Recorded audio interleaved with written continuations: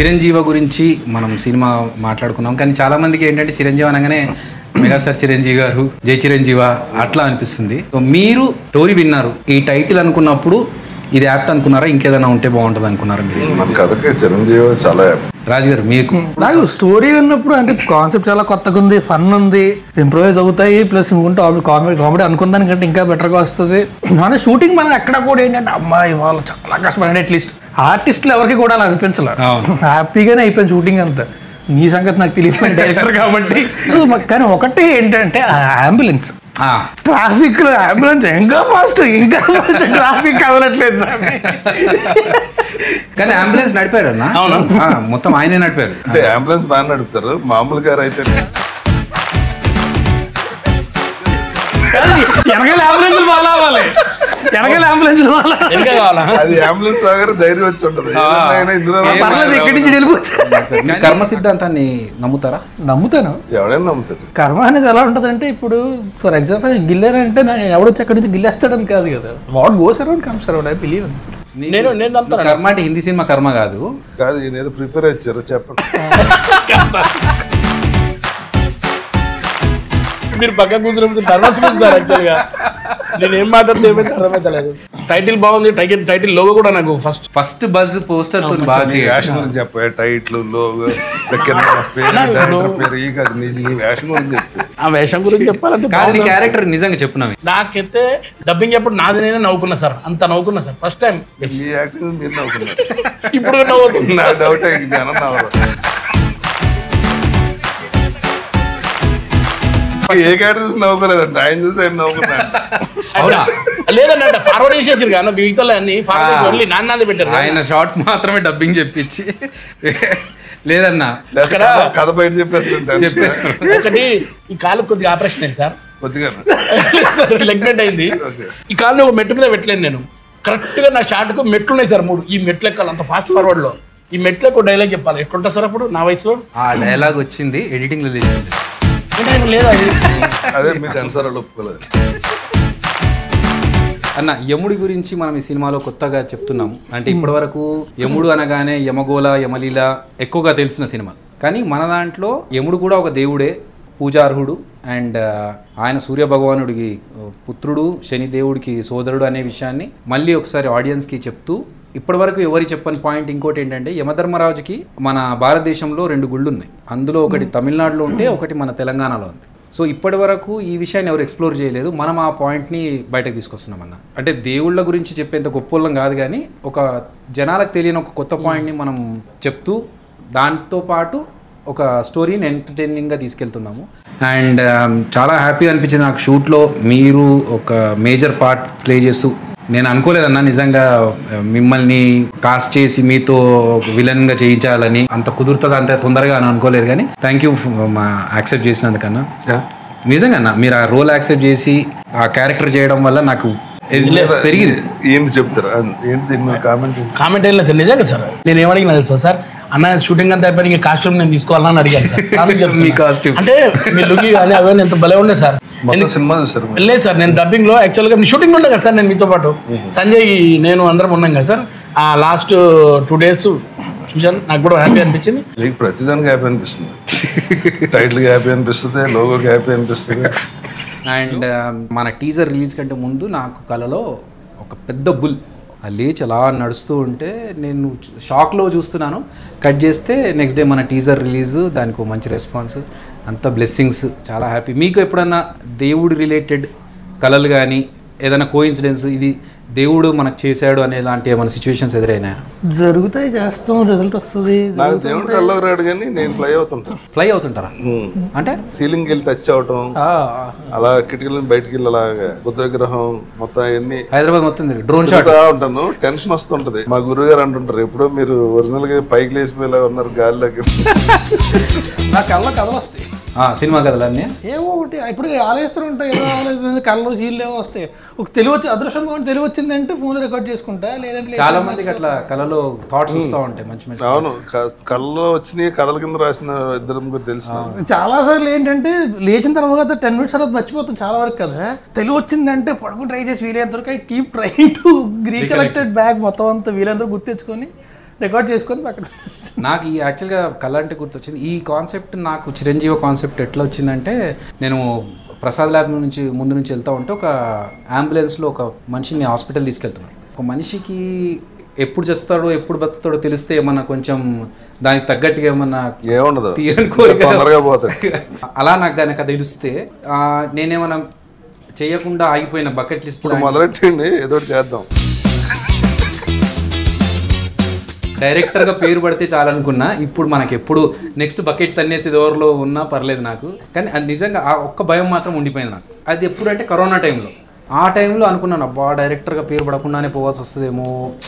అసలు నాకేంటంటే ఇందులోంచి ఎలా బయటపడతారు అంటే, బయటకు వస్తే ఒకడు ఊపిరి పీల్చుకుంటే ఇంకోటి వెళ్తే వచ్చేస్తుంటే ఇంకా ఇది ఎలా సర్వే అవుతుంది, ఇది ఎలా బయటకు వెళ్తుంది, ఎగ్జిట్ ఎలా ఉంటుందని ఆలోచించేవాడు నేను. అదొక కొత్త థాట్. అంటే తలుపులు వేసి కూర్చుంటే ఎంతకాలం కూర్చుంటే అంటే ఒకటేంటంటే అప్పట్లో వేరే పర్యాడు we have to keep trying to as much as information available to us. So అప్పుడు ప్రతి ఒక్కటి చెప్పింది ఏంటంటే we will grow immune to it over time. అది ఎప్పటికో వద్దే. కానీ దాని తర్వాత లైఫ్ స్టైల్ మారిందన్న. కరోనా తర్వాత చాలా మంది ఇది కాదు లైఫ్, రోడ్ నెంబర్ 45 వస్తే తెలుస్తుంది. ఏమైందన్న రోడ్ నెంబర్ 32 పబ్లు ఉన్నాయి కదా, అన్ని బిజీ.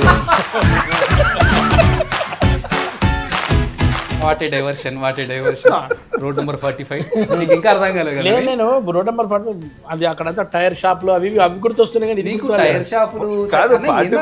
45 టైర్ షాప్ ఉన్నది, ఏదో నోటు వచ్చినట్టు మాట్లాడటం తప్ప. ఒకటి ఉంటాయి కదా సార్, కార్ది పెద్ద డెకోర్స్ అని. అదే టైర్ షాప్ కాదు, కార్ షాప్. అది కార్కి టైర్ కి సంబంధం.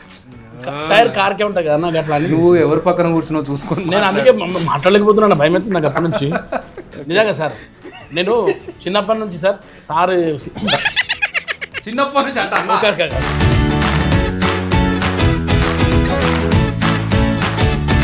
ఇప్పటి నుంచి నేను ఎన్ని మీకు చూస్తున్నా సార్. నేను ఇందాక కూడా మీతో షేర్ చేసుకుని 3 ముక్కలాట సినిమా చేసినప్పుడు కూడా మీరు అప్పుడు ఎంత స్మార్ట్ అని ఇప్పుడు అట్లే ఉన్నారు సార్. అసలు ఇంత కూడా మాత్రం అస్సలు లేవు. నీ చిన్నప్పుడు అన్నప్పుడు దొబ్బింది, ఇంకా మొత్తం ఇంటర్వ్యూలో ఇంతసేపు ఖాళీగా ఉన్నాడు ఆయన. లేకపోతే ఏదో అది ఏమంటే సార్, టైర్ షాప్ దగ్గర ఆగినప్పుడే పంచర్ అయిపోయింది అక్కడ. అన్న సినిమాలో కామెడీ జనాలకు ఉందా అన్న? నువ్వు చేసిన అన్నావు, నువ్వే చూసిన అన్నావు. లేదన్న నాది ఉంది. నవ్వొచ్చింది అన్నారు సార్, నాది నాకు నిజంగా నవ్వు వచ్చింది సార్. ఆ రోజు డబ్బింగ్ చెప్పుకోలే బయటకు వచ్చాను సార్ నేను. మాకు కదా రావాలి సార్. సార్ ప్లీజ్ నా కోసం నవ్వండి సార్. ఇన్నేళ్ళ నువ్వు నవ్వుతే మళ్ళీ ఆయన నేను నవ్వులేకుండా ఇంత నవ్వుతున్నాను అన్న అంటే ఖచ్చితంగా మీరు సినిమా ఇద్దరు ఏదో వేసుకున్నారు జోక్. వాళ్ళిద్దరు కళ్ళతో మాట్లాడుకొని ఏదో జోక్ వేసుకున్నారు నీ మీద. పోనీ మీరు ఆ సీన్ చేసినప్పుడు మీకు వచ్చిందా? మీకు వస్తుందిలేదు అన్న. మనది రాజమండ్రి అక్కడే గోదావరి జిల్లా భీమవరం. అందరికి చిన్నప్పుడు ఏదైనా స్కూల్ ఉంటుందా అన్న? ట్రైనింగ్ వాటరా? Super. What was the day? ఈ రోజు షూటింగ్ ప్రాపర్గా అయిపోతుంది చాలరా బాబు, మిగతా అంతా మేనేజ్ చేసుకున్నాం. ఇవాళ మాత్రం సూపర్. ఎవ్రీడే 6 o'clock అనిపిస్తుంది. ఒక నిమిషం 6:30 దాటితే ఖాళీ సీట్ కదా, ప్రొడ్యూసర్ ఎదురుగుండా నుంచి కూర్చుని ఇలా అంటుంటే కానీ ఏదో రకం ఇది అయిపోతే బాగుండ్రా బాగుంటుంది. ఆ సిచ్యువేషన్ రాలేదన్న. అంటే 6:30 లోపు అన్ని 6:30 లోపు ఫినిష్ చేసాము. ఒక్కరోజు మాత్రం ఆ రోజు నేను ఉన్నా. ఈ రోజు ఈ పూట గడిస్తే చాలరా బాబు, షూటింగ్ క్లియర్ గా అయిపోతే చాలా అనుకున్నది మనం కంటైనర్ యాడ్ చేస్తున్నప్పుడు కుకట్పల్లి దగ్గర. ఆ రోజన్న ఫుల్ వర్షం ఉందని ఫోర్కాస్ట్. ఈ రోజు భారీ వర్షాలు ఉన్నాయన్నారు. భారీ వర్షం ఉన్నప్పుడు ఎప్పుడు పడదలే. కానీ ఆ రోజు 2 సార్లు మీకు గుర్తుంటే 11 o'clock అంటే ఇంకా మేము ఫాస్ట్ షూట్ చేసేస్తున్నాము. 11 o'clock అనుకున్నాం, పడలేదు. మళ్ళీ రాజు వచ్చి 1 గంట కానీ వచ్చింది బ్రో మెసేజ్ ఇప్పుడే, 1 గంట ఖచ్చితంగా పడుతుంది అంటే పడొద్దు అనుకుని మొక్కుకొని చేసాము. దేవుడి దేవరగా అసలు ప్యాకప్ తర్వాత పడ్డది. ప్యాకప్ తర్వాత మనం మొత్తం అయిపోయి 6:30కి ప్యాకప్ అప్పుడు పడ్డది. సో ఆ రోజు నాకు చాలా టెన్షన్ గా, ఎందుకంటే మనం అనుకున్న టైం లైన్ లో అప్పటికే చాలా సార్లు పుష్ అవుతూ వచ్చింది కదా. కరెక్ట్. అది ఒకరోజు చేద్దాం అనుకున్నాం, అప్పుడు అవ్వలేదు, కుదరలేదు. అప్పుడు ఆ రోజు చేయడం, సో ఇంకో రోజు చేద్దాంలే అని చెప్పి పుష్ 2-3 సార్లు పుష్ అయిన తర్వాత కథ అంతా రాసు. హీరోకి పైన మీటర్లు కనబడతాయి, పక్క వాళ్ళ ఆయుష్ తెలుస్తుంది, అంత ఓకే. అక్కడి నుంచి ఫన్ అవని కన్ఫ్లిక్ట్స్ చాలా ఉంటాయి, చాలా థ్రెడ్లు ఉంటాయి, అన్నీ ఉంటాయి. బట్ మెయిన్ థాట్ నీకు ఎక్కడి నుంచి వచ్చింది? ఇంతకుముందు చెప్పిన దానికి ఎక్స్టెన్షన్. ఇప్పుడు నేను సేమ్ అంబులెన్స్ చూసావు?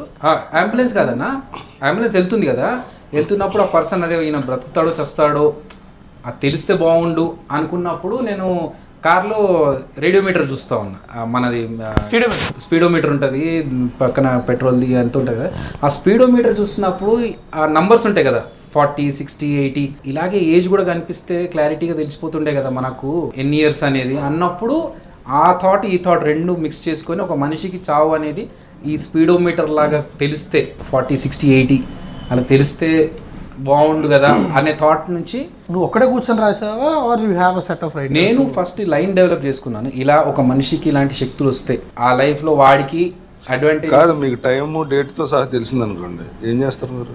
ఏం చేస్తామన్నా మనకు మీ తీరని కోరికలు ఏమైనా ఉంటే అవి కంప్లీట్ చేసుకోవడానికి ట్రై చేస్తాం. నాకు తెలిస్తే ముందే శ్మశానానికి వెళ్ళి చేరేసి కూర్చుంటాను. ఎందుకన్నా ఇలాగ తర్వాత అక్కడికే కదా పోయేది. ఎందుకు మోసుకెళ్తాను?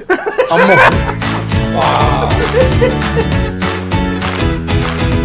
ఒక స్టేజ్కి వచ్చిన తర్వాత ఇంకా చాలే మన కోసం మనం బతకాల్సింది బతికేసాం అన్నప్పుడు ఇంకొక ఏదన్నా సోషల్ సర్వీస్ చేయడమనో లేకపోతే యానిమల్స్ని చూసుకోవాలనుకోనో ఇట్లాంటి కొన్ని ఉంటాయి. అదొకటి ఉందన్న, షెల్టర్ లాగా పెట్టేసి స్ట్రే డాగ్స్కి యానిమల్స్కి అట్లాంటి వాటికి. రాజకీయాలు వెళ్ళిపోవాలి, రాజకీయాలు పోయి ఏదైనా మంచి పని చేద్దాం. మంచి పని చేయాలి రాజకీయాలు అసలు అంటే అప్పుడైతే పవర్ కాదు. రాజకీయాలు అంటే ఏంటి? రాజకీయం అంటే సార్ ఫస్ట్ మన వార్డ్ మెంబర్. మీకు అంత టైం లేదుగా. Ward member, MLA, minister, CM అంటే అవన్నీ బజ్జీలు అనుకున్నారండి. కాదు, వార్డు మెంబర్ అంటేనే ఎక్కువ, అసలు ఐడియా కూడా లేదు దీనికి రాజకీయం అంటే. లేదు సార్, ఇప్పుడు పవర్ కావాలంటే అది రాజకీయం లేదు కరెక్ట్గా ఉంటుందని నేను అనుకుంటున్నాను. పవర్ కావాలంటే జనరేటర్ కొనుక్కుంటాను, మీకు పవర్ ఎందుకు? ఏదో చెప్పకండి సార్, సీరియస్. ఇప్పుడు సీరియస్ చెప్తా సార్, చాలా సీరియస్. ఇప్పుడు మన సినిమాలో హీరోకి మీటర్ కనిపిస్తుంది కదా, నీకు అలా మీటర్ కనిపించే పవర్ వస్తే నువ్వేం చేస్తావు? ఫస్ట్ గడ్డగించుకుంటాను. హీరో గారు ఏం చేస్తున్న పనులు అవే నేను కూడా చేస్తే బాగుంటుందేమో అనిపించింది నాకు కూడా. ఏం చేశాడండి? అయ్యో పైసలు వసూళ్ళు రాత్రి అమ్మ చెప్తే మళ్ళీ మొత్తం స్టోరీ రివీల్ అవుతుంది కదా సార్. అంత మీరు రివీల్, మీకు అసలు కథ తెలియదని అర్థమైంది. లేదు సార్, తెలుసు సార్. ఒక పని ఏం చేశాడు చెప్పండి. వదిలే, నీకు అర్థమైంది, అర్థమైంది, నీకు వదిలే. సినిమాలో చూస్తే బాగుంటది. లేదు సార్, ఏదైనా అన్న ఆ సీన్ మేజర్ సీన్ లో ఉంటాడన్న, తెలీదు.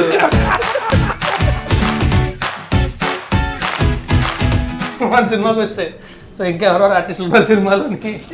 రాజ్ తరుణ్ తో పాటు ఉచిత, రాజా రవీంద్ర గారు విలన్, మెయిన్ విలన్ గా చేస్తున్నా. నేనే మెయిన్ మీరే విలన్ అన్న, మెయిన్ విలన్ మీరే. అందుకే అన్నాను మీరు విలన్ గా చేయడం మాకు చాలా హ్యాపీ అన్న. ఎందుకంటే అంటే మీకంటే పెద్ద యాక్టర్ ఉన్నారు కాదు, ఆయనకేమో ఉన్న కథ ఒక సీన్లో ఆయన ఉన్నాడు, ఒక సీన్ కథ చెప్పేసారు అంటారు. మీరేమో క్యాస్ట్ నేనే పేరు ఎవడక్క చెప్పలేదా నువ్వు? అన్న మర్చిపోయారా మీరు? తర్వాత 200 కథలు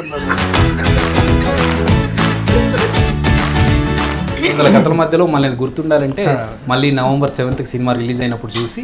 కానీ యాక్చువల్లీ గుర్తుంటాయి, నచ్చింది గుర్తుంటాయి అంటే అలా కాదు. నాకు గుర్తుంది అయితే.